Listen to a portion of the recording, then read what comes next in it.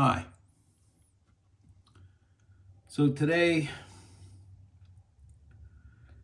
I got on my bench this is an old Richards side-by-side hammer gun. See, these were brought into the country, 20s, 30s, last century, not this one. But they were brought in, they were like,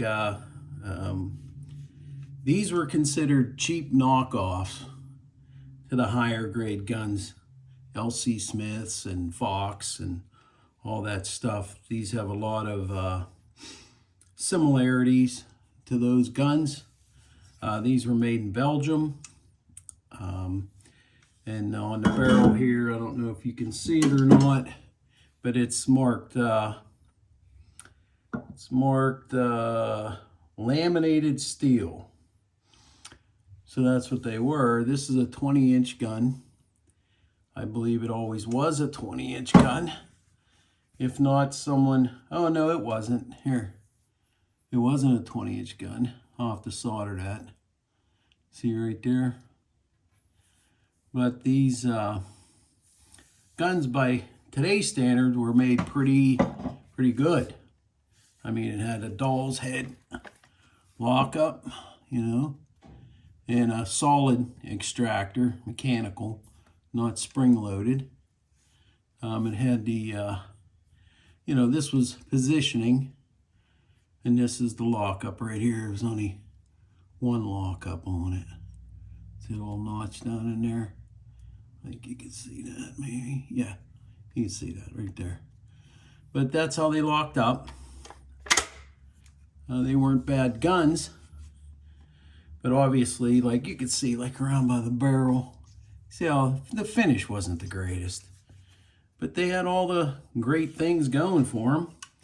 I mean, see, the positioning pins, everything like that.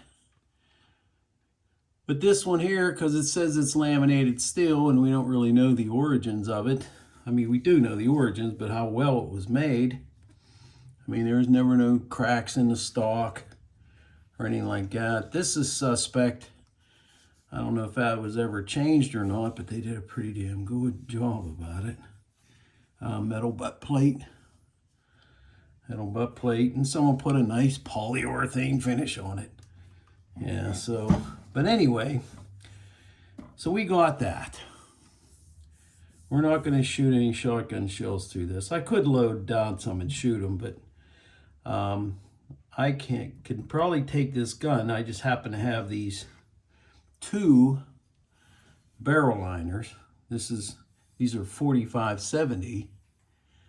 They are 23 inches long, and this barrel is 22. So they're a little long for in there. But if I load up some government pressure loads, like for a trap door or something like that, I should be able to shoot them through this. Yeah, so I just got to figure out a way to make the ejector, and then some way to get these things permanently mounted in there. And I think I have an idea so I can regulate the gun so they both shoot to the point of aim. Is I think I'm going to make, see how these grooves are cut in here? I think I'm going to turn this barrel down to that lower groove diameter and make an offset cam that fits this size, or a little bigger, and the end of the barrel with an offset orifice in it. So I can rotate that orifice on both the barrels to get them to shoot both to the point of aim. I mean, this gun is not a collector's item. I don't want anybody to think, because I'll be putting in some drilling for some set screws and things like that for this gun. But like I said, this gun is not, this was $150 gun out the door. There's no numbers on it. That's how old it is. And for collector value and stuff like that, I don't know anybody that's collecting old Richard side-by-side hammer guns. I mean, this thing is just basically not a one-off, but they come in, and back then they were considered the cheapest of cheap. Yeah, but that's what they are. Like I said, they're not finished that well, but they are cool looking. But we're going to try to make a double 4570 out of it and go from there.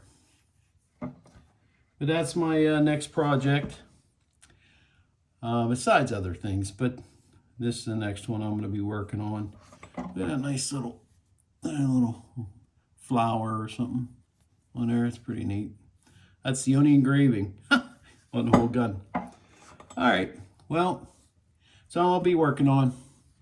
Thanks for watching the video.